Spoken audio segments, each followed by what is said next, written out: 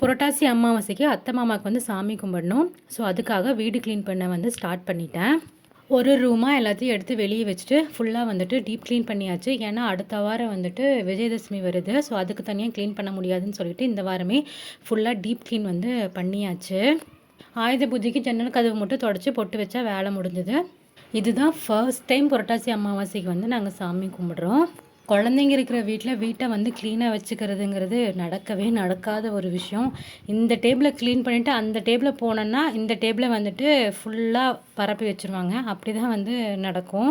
பாப்பா வீட்டில் இருந்ததுனால நான் எந்த ரூமில் போய் க்ளீன் பண்ணிகிட்ருக்கனோ அந்த ரூம்லேயே தான் வந்து டிஸ்டர்ப் பண்ணிகிட்டே இருந்தா. அவளையும் சமாளித்து இந்த வேலைகள்லாம் முடிக்கிறதுக்குள்ளே அப்பா போதுண்டா சாமி அப்படின்னு சொல்லிட்டு ஆயிடுச்சு. ஒரு வழியாக எல்லா ரூமையும் க்ளீன் பண்ணி மாஃப் போடுறதுக்குள்ளே ஈவினிங் ஆயிடுச்சு. பாப்பா ஊருக்கு போயிருந்த டைமில் இந்த சாரியோட பேலன்ஸை வந்துட்டு பாப்பாவுக்கு ஒரு சின்ன ட்ரெஸ்ஸாக வந்து ஸ்டிச் பண்ணிட்டேன். நாளைக்கு பார்க்கலாம்.